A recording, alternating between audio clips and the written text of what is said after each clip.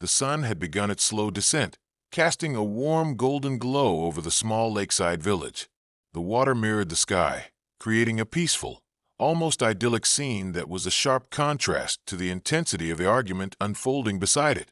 On one side of the lake stood an elderly man, his hands buried deep in the pockets of his sweater, his posture relaxed yet unyielding. His hair was gray, his face marked with the wrinkles of time and wisdom, but his eyes, sharp as ever, betrayed the silent strength that came with age. He had lived through decades of change, seen the world turn in ways he never imagined, yet he had never wavered in his belief that there was value in tradition, in the ways things had always been done. Across from him, the woman, young and full of authority, stood with her hand outstretched, pointing sharply at him as she spoke. Her red uniform was impeccably pressed, her posture rigid, her voice commanding.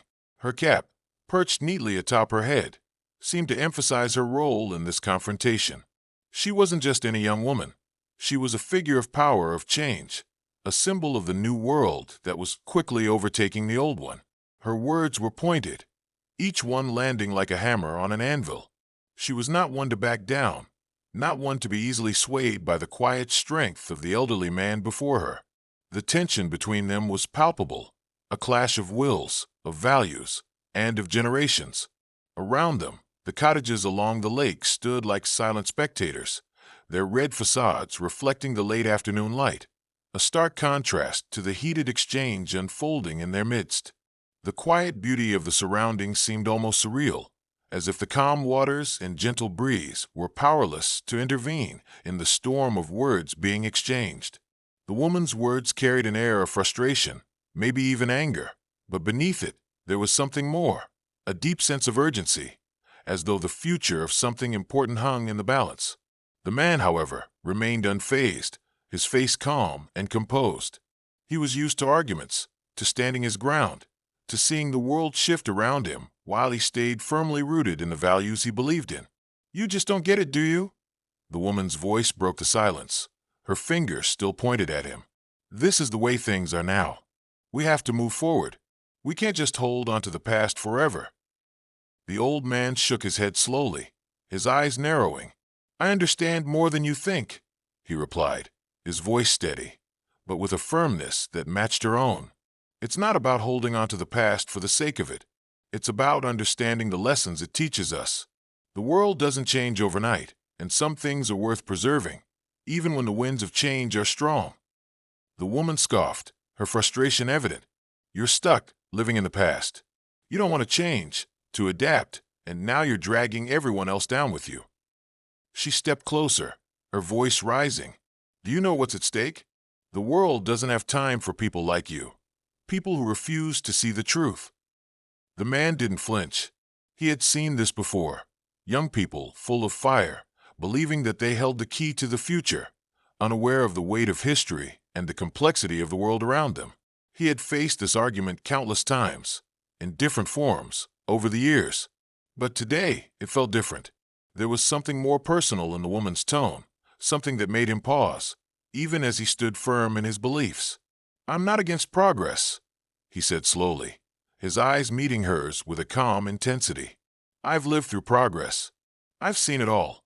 But what good is progress if it leaves behind the very things that made us who we are?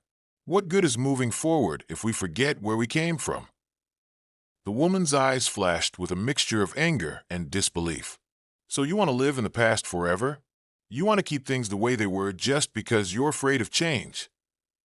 Her voice wavered slightly now, but there was still an edge to it. "You don't get it. People like you are the reason nothing ever gets done. You're afraid of change because you're comfortable. You've had your time, and now it's time for the rest of us to have ours." The old man felt a knot tighten in his stomach, but he remained composed. He had seen the world change in ways he never thought possible, but with change came loss.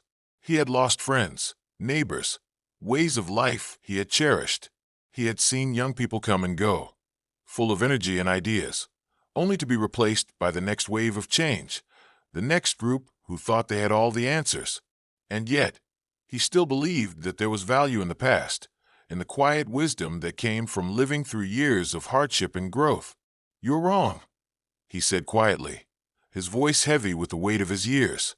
"I'm not afraid of change, but I've seen enough to know that not all change is for the better. Some things are worth fighting for, and some things, once lost, can never be regained." For a moment, there was silence between them. The woman, her face flushed with the heat of the argument, looked at him, her expression softening ever so slightly. The old man's words had hit a nerve, though she would never admit it. She wanted to change the world, to push it forward into a future where everyone could have a place, a chance to thrive. But deep down, she knew that the old man had a point. There were things she could never understand, things she hadn't lived through, and perhaps, just perhaps, there was wisdom in his caution. The breeze stirred the grass at their feet, the water rippling gently against the shore. The world around them seemed to pause, holding its breath as if waiting for an answer that neither of them could provide. The cottages remained silent, their red walls a reminder of the old world they both inhabited, even if one of them refused to acknowledge it. After a long pause, the woman lowered her finger and took a deep breath. She didn't say anything, but the tension between them seemed to ease ever so slightly. The old man looked at her, his gaze softening. Perhaps they would never agree. Perhaps the gap between their perspectives would always remain wide. But in that moment, there was a quiet understanding, an understanding that despite their differences, they both cared about the future, even if they saw it through different lenses.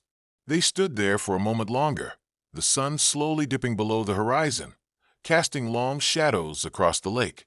It was a moment of confrontation, of clashing ideologies, but also a moment of quiet respect.